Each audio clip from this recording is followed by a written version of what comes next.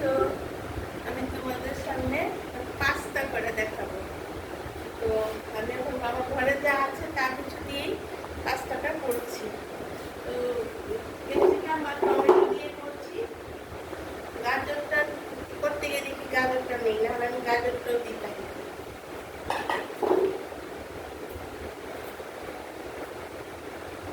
দেখো পাস্তাটাকে আমি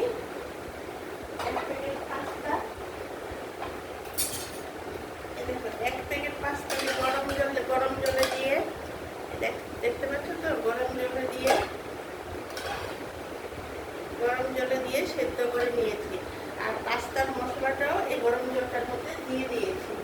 পাস্তার এই মশলাটাও পাস্তার মশলাটাও আমি গরম জলে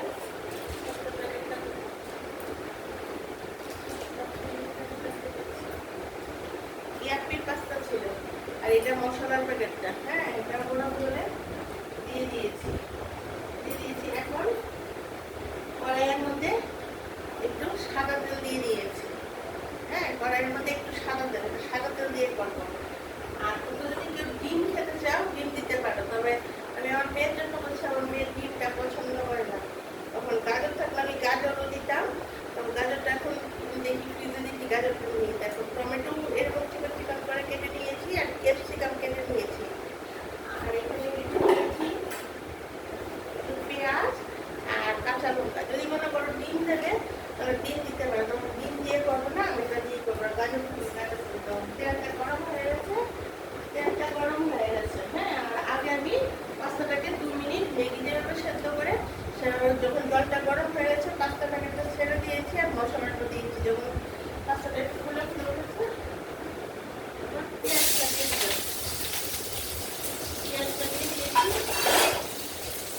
পাস্তার মধ্যে একটু সাদা তেলের সঙ্গে একটু বাটার দিলে একটু ভালো হয়। তো আমি আবার বাটারের গন্ধটাও দিলে আমার সকালে কেন দিয়েছে, তার জন্য আমি এই যা বাটার সারাটা দিন করে দিচ্ছি। খেতে ভালো হয়।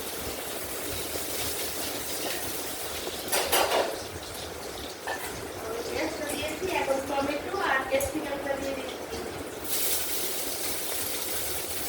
পেঁয়াজটার সঙ্গে টমেটো আর ক্যাপসিকামটা, যদি গাজর থাকতো গাজরটাও দিয়ে দিতে পারি। আর যদি তোমরা কেউ ডিম মনে করে খাবে, তাহলে এটার সঙ্গে এই ডিমটা ভেঙে দিয়ে দিতে পারবে। ঝুড়ি করে ওখানে যেভাবে করে না, পেঁয়াজ দিয়ে একসঙ্গে করে নিয়ে লাগিয়ে নিয়ে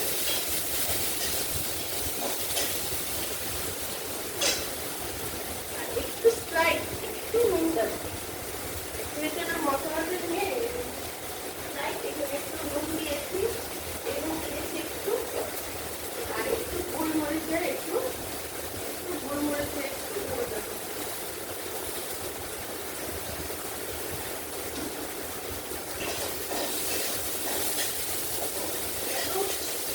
ভাজা ভাজা হবে।